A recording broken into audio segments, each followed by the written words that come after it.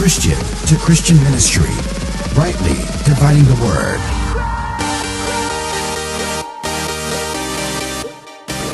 Now, that paper we handed out to y'all. Everybody got one of those papers? Did you get one of them? Everybody get this paper. Okay. You got one? They should give me a paper. What rest of it?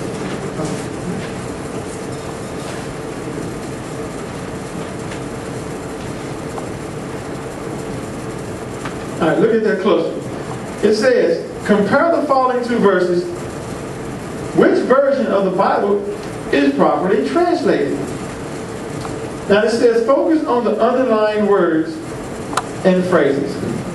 Now, the different versions of the Bible, as y'all know, King James, New International Version, New Living Translation, Revised Standard Version, and all that. So, what I will do is have you compare the two translations below. Two different translations, right? The first one is the it's the NJT. The next one is NIV. Now, check it out. Jesus found a young camel. He found a young camel. Now notice there's an asterisk behind the word camel. When you're reading any book and there's an asterisk there, what does that mean? Somebody tell me what that means. Maybe a different... Look at the bottom of the page sometimes. It means there's a footnote on this. Right. Okay? It normally means that they kind of changed the word there where it really meant something else. But they got a reason why they changed it. Okay? They feel like you get a better understanding if they change the word there. But they tell you what it really said in the footnote. So you look down at the bottom of the page, you'll see the footnote. Okay, it says, Jesus found a young camel, they got asterisk, and will sit upon it as it is written. This is found in St. John chapter 12, verse 14. Now, look down at the footnote. It says in the Greek, the word where it says young camel, it really says young ass or young donkey. Okay? Now, we're going to compare it to the next verse, which is the same thing. This is the next translation. The same verse, different translation. NIV. Jesus found a young donkey and sat upon it as it is written. Now, no asterisk. So that means they didn't change anything on the translation. Okay? No asterisk there. Now the question at the bottom is, are both of the above translations accurate? Asterisk. But you completely forget about justice and the love of God. You should tithe. You should. What's that? Ain't that present tense? You should tithe. Yes, but you should not leave undone the more important things. Now look at the asterisk. In Greek, what did it say instead of saying your income? Mint, rue, and every herb, right? Is that the same thing? If I got my mint, rue, and herb out my backyard, I mean tithe.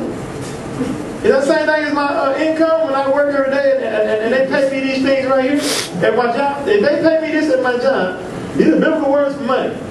Talent, denarius, mite, and shekel. This is what I get paid when I go to work. But I'm in my backyard and I tithe mint, rue, and herbs. Is that the same as income? Okay. Now, here's the NIV version. Now, this NLT is an actual, real translation that's out there. And this NIV version is also a real translation that's out there. Now, up at the top, the NJT is not an actual translation that's out there right now. That's the New Jason translation. I did that for this program. Okay? Now, just to make this point. Because I feel like if you accept this two at the bottom, I feel like if you don't accept these two at the top, you can't accept the translation at the bottom to be correct. Just like she said it was inaccurate. If both of them can't be accurate here, then both of these can't be accurate because the difference is about the same. Now, I'm going to read NIV. Woe to you Pharisees, because you give God a tenth of your mint, rue, and all other kinds of garden herbs. But you neglect justice and the love of God. you should have practice. Is that the same as you should tithe? What? What's the difference? The first one is present tense. The second one is past tense. So that's two spots they're deceiving you on. You see? And the reason why I'm using this verse is because when I tell people that tithing is not a new covenant practice, it's an old covenant practice. Jesus didn't teach you to tithe or instruct anyone to tithe. Neither did the apostles teach people to tithe or instruct anyone to tithe. Okay? They say, hold on, Jesus did tell them to tithe. They go to this verse here, Luke 11:42. And they say, see, they said that you should tithe. No, that ain't what he said. He said that they should have tithe. Since they was bragging about tithing. You know what I'm saying? He says that you should have did these other things too. Why? He called them, they were more weighted. He says they were, when you neglected justice, love, and God, you should have. Now, if you go to the same story as in Matthew 23:23, it called these other things weightier matters of the law than tithing. He said you neglected the weightier matters of the law. He said you should have done these things is justice, mercy, and faith that I'm just telling you about right now. And you should have tithe also. Why? Because tithing was part of the Mosaic law. He's telling them what they should have been doing since they claimed they were doing it. You should have done it. You should have done that too. But you also should have done this one I'm telling you about that you've been lacking in justice, mercy, and faith. You see, so Jesus wasn't telling you that to tithe. He was telling people that they should have tithe because they've done the law. So, I'm going to make some bold statements here. And I'm going to say that there is nowhere in the Bible where anyone ever tithes money. Okay? It's just not in there. Old or New Testament. Now, people would say, okay, well, see, the reason why you can't find in the Bible anybody tithes money is because they didn't have money back then. I had someone tell me that before. So I started with the book of Genesis. Went right in and showed him money. It's in there all day long. These are the biblical words for money. Some of them. It's in there all day long, people. So where are people getting this stuff? They're not getting it from the Bible. They're getting it from their teachers. And their teachers are miseducating them. And it's in error. Another bold statement. There is nowhere in the Bible where a Christian ever participated in the tithing principle. Now, why do I say that? When you say Christian, what is a Christian? That's someone who is adherent to the new covenant. What is the new covenant? The belief in the death, burial, resurrection of Jesus Christ. That's what ushered in the new covenant. And the new covenant did not come in effect until Jesus died. You can support that in chapter 9 of the book of Hebrews. Okay? So, when I say that there is nowhere in the Bible where a Christian tithed or was instructed to tithe by all the 13 apostles. They all forgot to teach Gentiles and the Jews about that part of Christianity. You see what I'm saying? It's just irrational to believe some of the stuff we're taught once it's pointed out to you. See? Now, once it's pointed out to you, it's just not rational to continue to believe that way. It's logical to say that it's not part of the new covenant if it wasn't taught by the apostles. That's just a rational conclusion.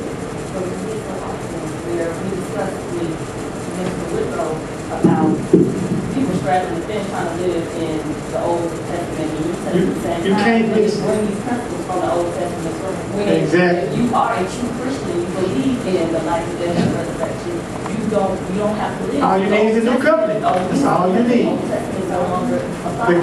That's why Jesus called it the gospel that saves.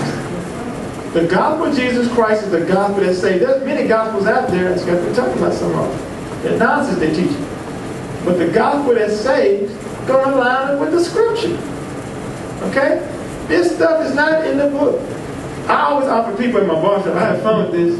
I try not to laugh at them because they think I'm playing. But it's funny for people to see them do the acrobatics that they do to jump around this stuff. I said, man, I offer you $100, right? I give you $100. You can show me one place in the Bible where a Christian ever tithed. Or where apostles ever taught a Christian to tithe. You know what they'll do? They'll go to one of those verses we just read earlier about free will giving. That's not tithing. That's free will giving. See what I'm saying? But when a preacher does that, how did a preacher do that on you? He a pastor. Got such and such master degrees and all this. You know, no matter how many master degrees you got, if you can't get this one thing right, none of that means nothing. That one thing about the saving life of Jesus Christ. Period. If you can't get the promise of the new covenant, I don't care if you got 10 master's degrees. It don't mean nothing. I asked him, I said, man, show me in the Bible where Christian tithe, or where the Apostle Paul or anybody in the Bible taught them to tithe. Oh, that's easy, brother. That's what he told me. Oh, all you gotta do is go. I just stopped him right there. I said, brother, you ain't gonna find it. It ain't in there.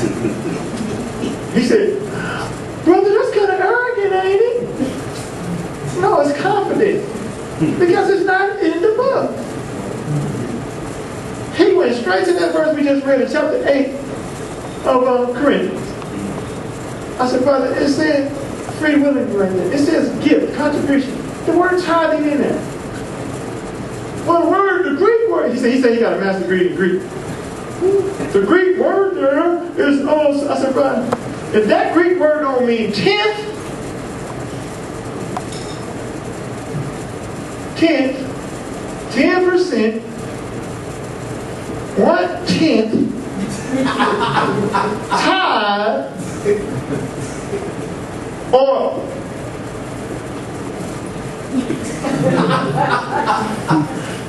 then you ain't standing on nothing. I don't care what that Greek word, what Greek word you pull out of it. If it don't mean one of those, he wasn't talking about tithe. Period. You see? So, turn to Luke 21, 1 through 3.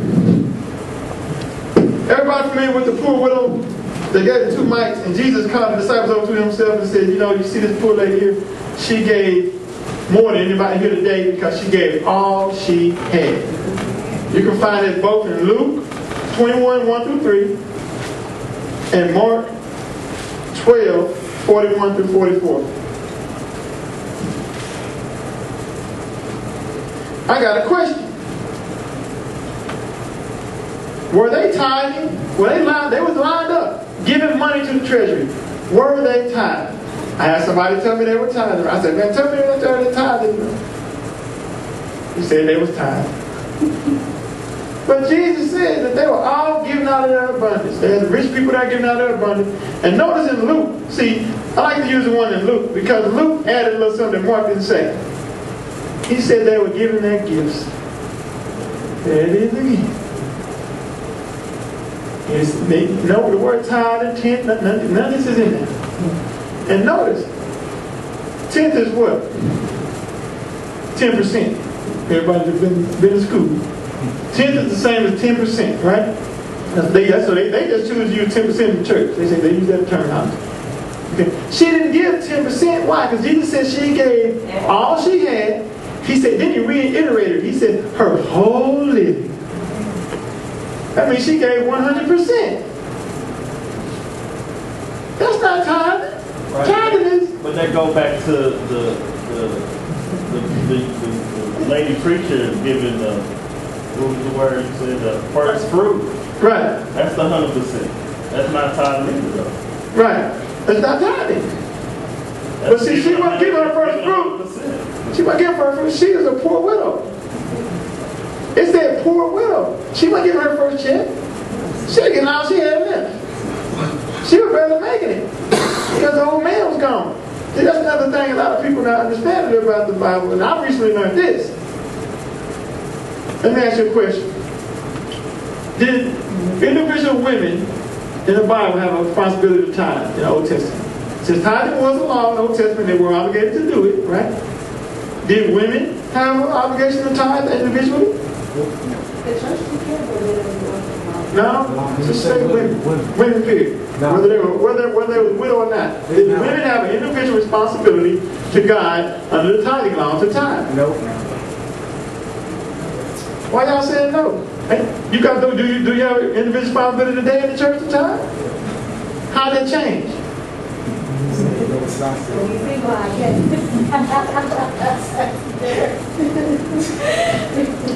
That's just more stuff to learn about this. Anybody that want to get further understanding this, because I don't have all the time I need, I got some DVDs over here. It's a 2-disc set where I sit in front of the camera with my Bible and I cover this subject in depth. Okay? I mean, I'll tell you the verses I'm going through. It's edited, so if you hit skip, you go to the next subject. You just want to go to one particular subject, and it covers all of this. Well, you can get this for yourself. If you keep watching that video enough times, you can get up here and teach it. Christian to Christian ministry, rightly dividing the word.